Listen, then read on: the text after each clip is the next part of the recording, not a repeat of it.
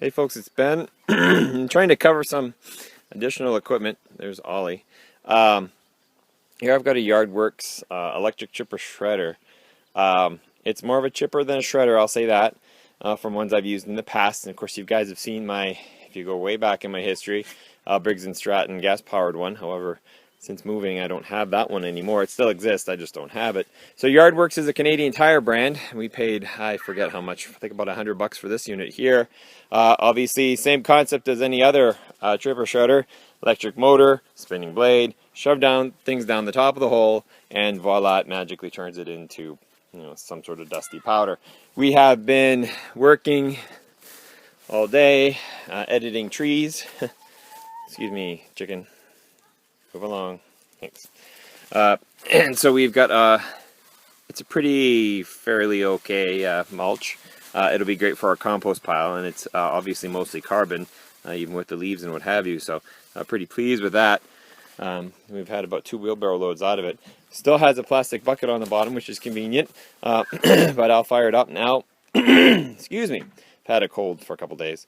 We'll fire it up now, and I'll shred this perfectly awesome tree. Now, it doesn't like excessively dry, like any chipper shredder doesn't, and it doesn't like excessive amounts of leaves, like any other chipper shredder doesn't, and it doesn't like cats, right, Sid? Sid says, sure, Dad. Okay, but it does love this tree right here, which is just a freshly cut, relatively straight, not overly leafed, typical proto awesomeness. So let me, we have it hooked up to an extension cord, which is technically not the correct kind of cord to hook it up to, but that's where power is in the barn, and as long as we keep the RPMs up, life is good. I don't know what's in it right now, because we have been shredding, and we just got done dinner. But anywho, let me go hit the go button here, and we'll shred that for you, just so you can see what it sounds like as I put my hearing protection on. I've already got my other glasses on, so we're good to go.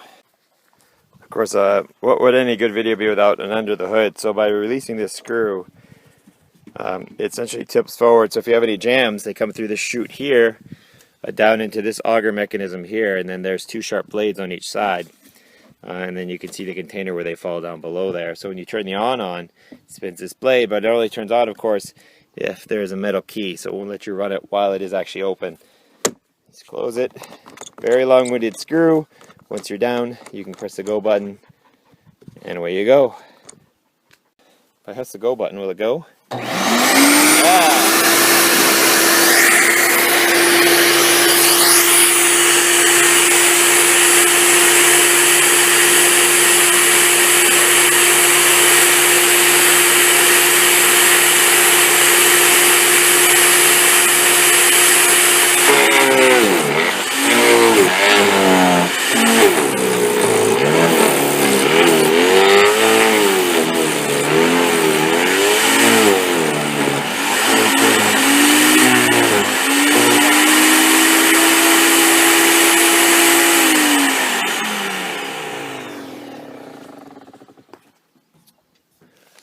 As you can tell, like I said, that's the ideal situation for any chipper shredder.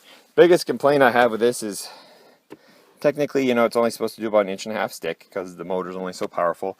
But it's just designed in such a manner, it's really hard to get anything in there. And once it gets real branchy and lefts and rights and stuff like that, it gets to be a real pain.